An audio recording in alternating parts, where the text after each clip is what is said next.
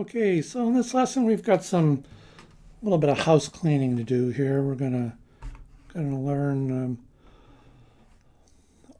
another minor chord, and then we're gonna learn a couple more seventh chords, dominant seventh chords, and then we'll learn some major seven and a minor seven. First one up is D minor. This is a little uncomfortable shape.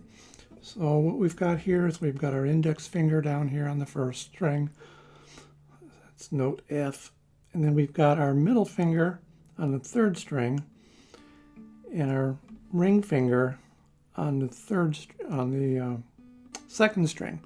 So we've got notes F, A, and D.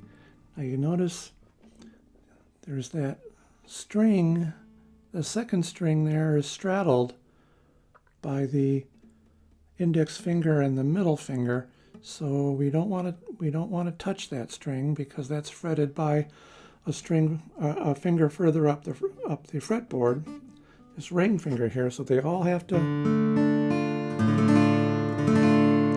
ring pure. So that's the D minor. The D minor is the relative major, if you can see it, there it is. D minor is the relative minor, for the F major chord there. See, in the chord family, the F key. So you'll be playing that D minor with the F and the C and the A minor.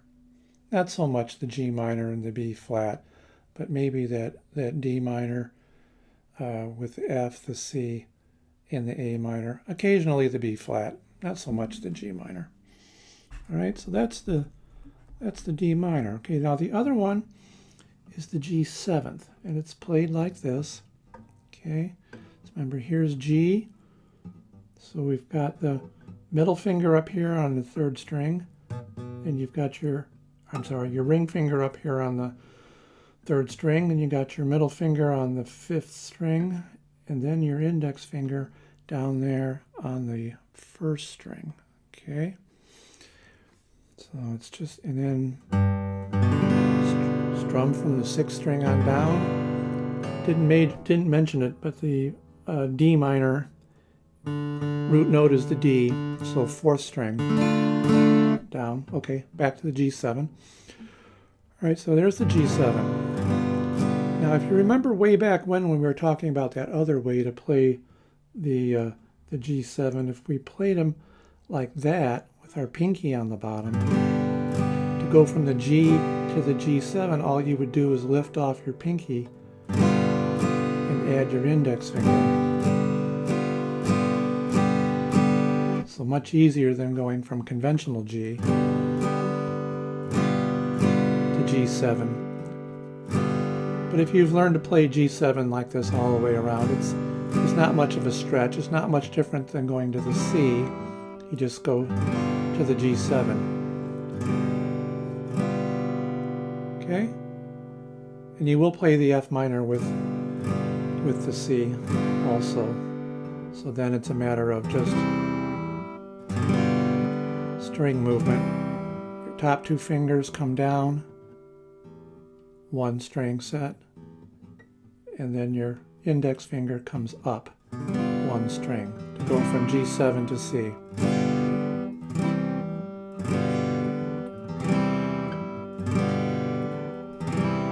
Not hard at all.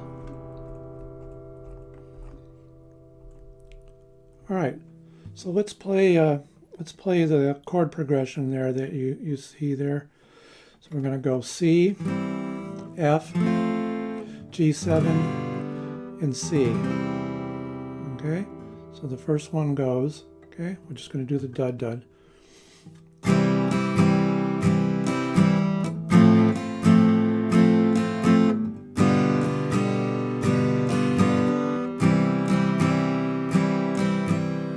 C, F, G7, C, C,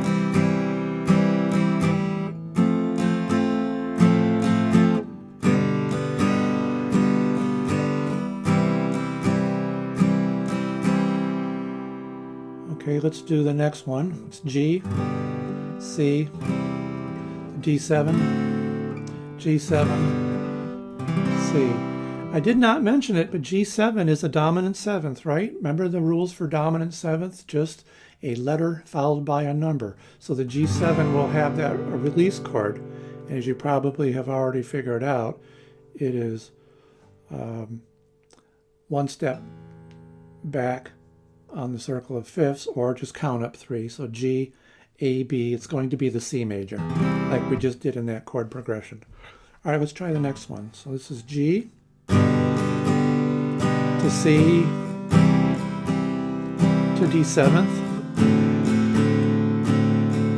to G7th to C. Do it again.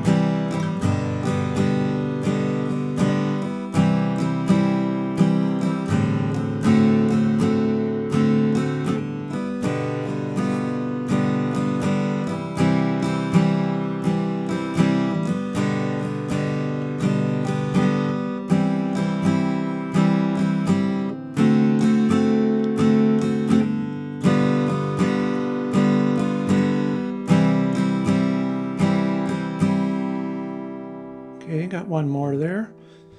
This one is C to G to the D minor, which we just learned, to the G7, to the C.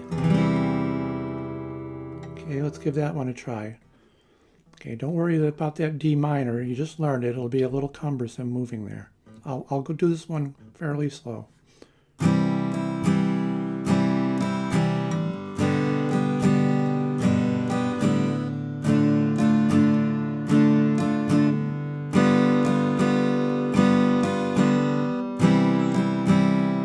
Again, C, G, D minor, G7,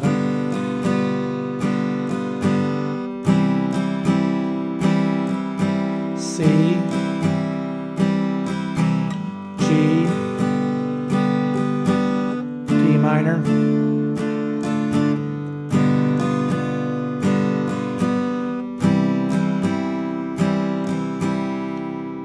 Now I lifted off when I went from the D minor to the G7, but when you do that in a progression, keep that index finger right where it is. So you could go and then relocate to play the G7. See that again? D minor,